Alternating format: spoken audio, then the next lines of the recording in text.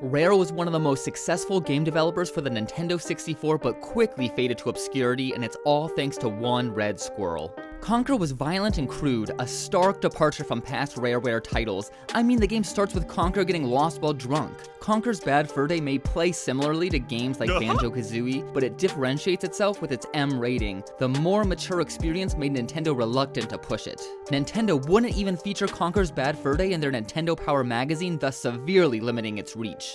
Rare tried appealing to college-age males through adult humor and big-breasted ladies. Well, big what?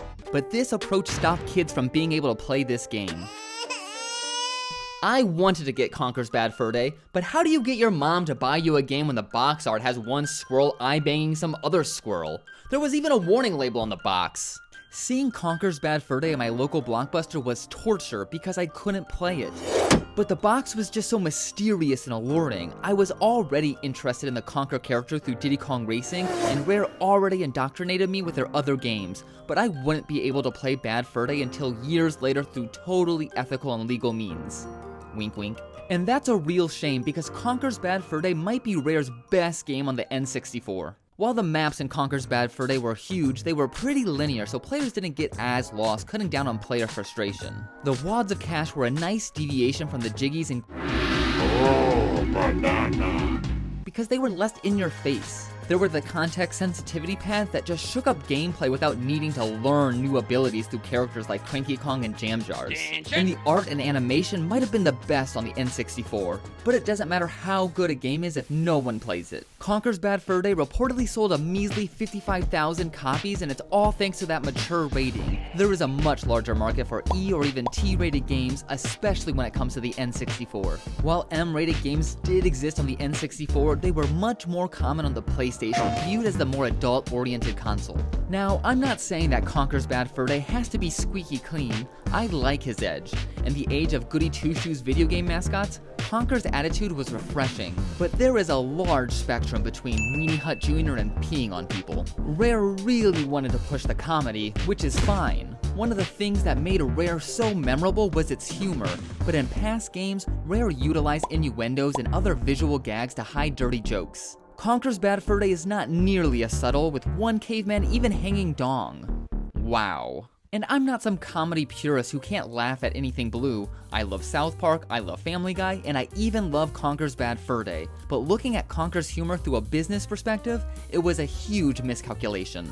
Rare just spent the last 5 years courting a whole generation of 10-year-olds, only for them to then turn their backs and develop a game strictly for 20-year-olds. Maybe if they just reined in the adult humor a bit, they could have enjoyed the best of both worlds. The exploding mouse gag exemplifies my point. Rare took an already funny scene that plays on our expectations to the extreme by including all the cartoonish gore. And it's not just a little blood, there's like 10 dedicated shots of just gobs of mouse raining from the sky. Rare could still have the mouse explode and had its blinking head land in front of Conker, but everything else is just over the top. Even though it didn't exist at the time, DreamWorks Animation is the perfect example.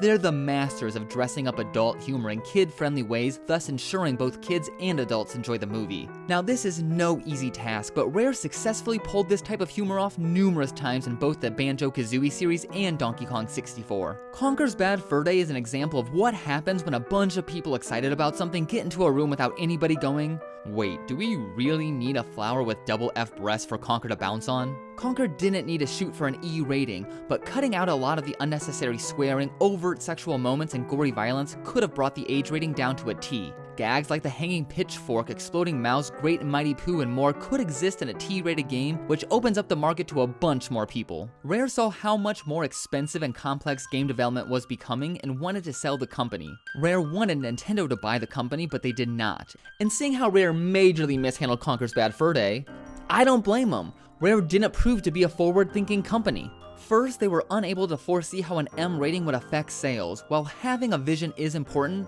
vision doesn't keep the lights on. Businesses need to make money, especially a business looking to sell. Second, Rare put so many resources into a game that was at the end of the Nintendo 64's life cycle. Conker's Bad Fur Day was released in 2001 and was one of the last games released for the console. Instead of trying to force a game for a dying console, they could have thought about the future. A lot of what made Rare great was specific to the N64, so there was no guarantee that they would have been a good investment for the next gaming generation. And finally, Rare didn't do enough to maintain a relationship with Nintendo. After the Donkey Kong 64 debacle, which forced Nintendo to bundle an expansion pack with the game, Nintendo's patience with Rare was already running thin. Rare pushed the already rocky relationship by including an animation of Conker chainsawing the Nintendo logo in half in the Conker's Bad Fur Day intro. Nintendo found this to be very disrespectful. Some may cite Rare's past success as a reason Nintendo should have bought the company, but trust takes a lifetime to build and can be ruined in an instant. Nintendo ultimately passed on buying Rare, but it was acquired by Microsoft. Rare is still making games, but it has never returned to its former glory, all thanks to Conker's Bad Fur Day.